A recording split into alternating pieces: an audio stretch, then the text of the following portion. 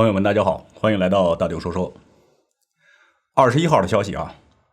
澳大利亚外交部长佩恩在当日的一份声明中宣称，澳大利亚维多利亚州与中国此前签署的一带一路协议已被该国联邦政府取消。佩恩在声明中说，这一协议不符合澳大利亚的外交政策。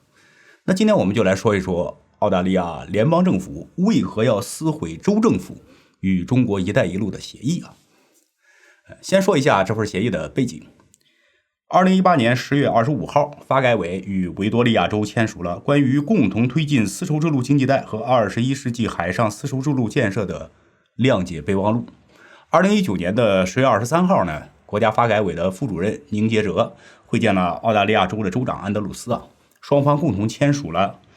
中华人民共和国国家发展和改革委员会与澳大利亚维多利亚州州政府关于共同推进“一带一路”建设框架协议及其他合作的文件当时签协议呢，中国的发改委和澳大利亚的维多利亚州都是非常积极的。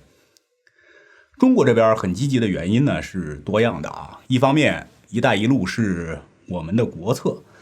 参与的国家和地区越多呢肯定是越多越好另一方面呢，就是中美贸易战2018年的上半年。美国对中国发动了贸易战，澳大利亚作为美方阵营的一员他的一个州竟然愿意与我们签订“一带一路”协议，那当然是个好事情了。至于说中国能够从中挣钱都是小事情，也挣不了什么钱去澳大利亚修桥铺路，无非也就是个辛苦钱。维多利亚州呢也没有什么铁矿石之类的东西主要是政治和国际环境的考虑要多一点。维多利亚州呢，它积极是真积极他们是真的有求于“一带一路”的。维州的面积呢不大23万平方公里跟中国湖南省的面积差不多，人口可就差远了，630万人。但是整个澳大利亚呢也没有几个人就这点人口，在澳大利亚还排名第2也是挺有名的。工业化的程度呢和农牧业都很发达。你要问中国人澳大利亚的首都堪培拉，那没几个人知道。你要问墨尔本这个城市，你听说过吗？那很多人都知道。澳大利亚州的州长叫安德鲁斯这个人对中国合作的态度是非常积极的。安德鲁斯上任以来呢，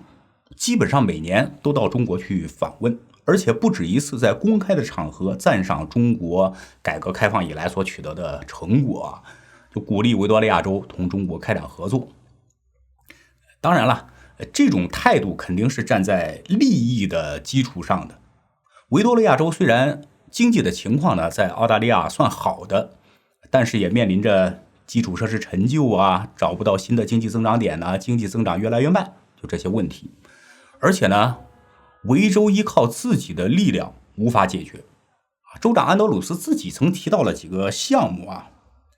比如说墨尔本地铁隧道西门隧道，还有东北连接路等等。这些澳大利亚有史以来规模最大的基础设施建设很明显由中国来建设是最合适的不仅仅是在基础设施建设上，一带一路呢还能为维多利亚州带来很多其他的利益，旅游留学生农业技术合作，生物科技合作。所以呢，维多利亚州是很积极的就顶着联邦政府的压力，还是签署了一带一路的协议。协议涉及的金额呢是1070亿美元。这份协议很明显对维多利亚州是有好处的，但是澳大利亚的联邦政府呢是不同意的。不同意的原因大家都知道我们就不浪费时间再重复一遍了。从签署谅解备忘录就有反对的声音签署协议之后呢，反对的声音就更大了。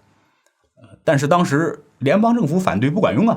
就联邦政府左右不了州政府的决议，就州政府的权力是很大的这和美国的情况是一样的。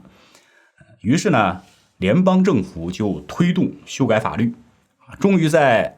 2020年的12月8号澳大利亚国会通过了对外关系法案。就根据法案呢，联邦政府可以阻止澳大利亚各州、地方议会、机构和外国政府达成协议的这份权利。这个法案呢，其实就是针对澳大利亚州与中国“一带一路”协议量身定制的。但是民主国家嘛，总得要点脸吧，总得走个流程吧。于是呢，澳大利亚联邦政府就要求各州政府必须在2021年的3月10号之前提交与外国政府所签订的所有协议的清单，就所有的协议，联邦政府都要审查。这个意思很明显我可没有针对你维多利亚州我是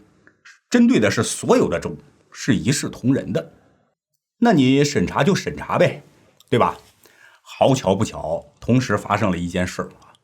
3月9号的早上维多利亚州的州长安德鲁斯在楼梯上摔倒了，数根肋骨骨折，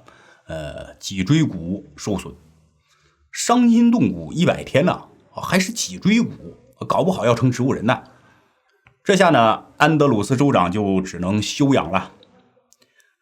我当然相信这个事儿是个意外我也希望州长大人能够早日康复。但是这个意外呢，只能造成一个结果，就是澳洲政坛上最支持“一带一路”与中国合作的这个力量发挥不了作用了。就审查期间呢，他在休养，只能说这个时间安排的太巧了。其实呢，从澳大利亚开始推动对外关系法案呢，大家都已经知道维多利亚州与中国的一带一路合作协议凶多吉少了。就澳大利亚的联邦政府呢，不顾地方州的利益，一意孤行的要破坏协议。其实除了美国的原因之外呢，还反映了所谓民主国家现在越来越明显的死穴，那就是党争。澳大利亚联邦现在的执政党是自由党和国家党联盟，总理莫里森是自由党的，维多利亚州的州长安德鲁斯呢是工党的。所以呢，对于安德鲁斯的所作所为呢，莫里森看着就不顺眼其实澳大利亚完全用不着这样因为维多利亚州与中国的一带一路合作很明显是维多利亚州是受益的澳大利亚呢，你可以在联邦层面与中国闹别扭为你的美国主子冲锋陷阵，你不耽误下面的州吃肉喝汤中国不可能因为国家层面的口角不去履行维多利亚州的协议那是不可能的。但是那不行，我宁肯自己的州不受益，也得否决这份协议。你说这脑回路是不是很新奇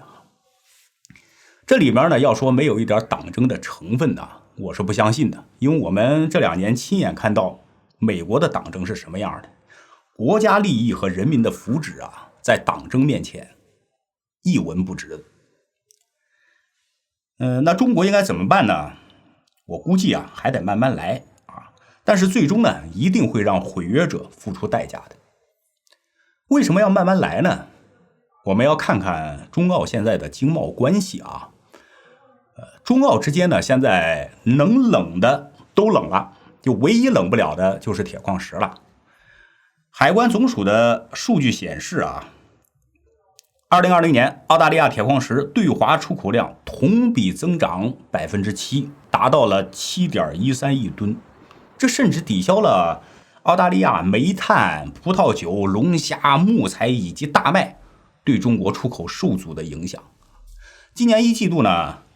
澳大利亚对华出口创纪录新高同比增长了 20.7%，至337亿美元，约合人民币2202亿元，这都是铁矿石的功劳，因为铁矿石的价格一直在涨嘛。这也是澳大利亚敢于撕毁一带一路协议的底气。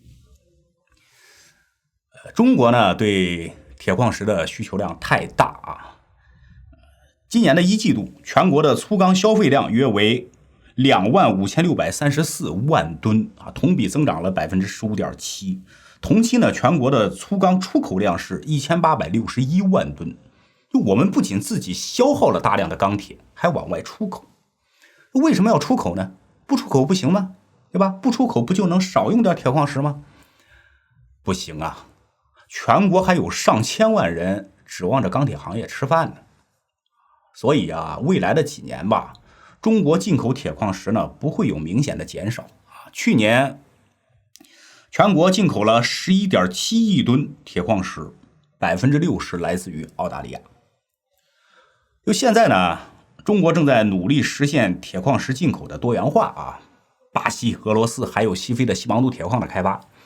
但是呢，这需要时间呢，最少也得2-3年的时间吧。等到我们的铁矿石来源实现多元化，从澳大利亚的进口能够降低1半，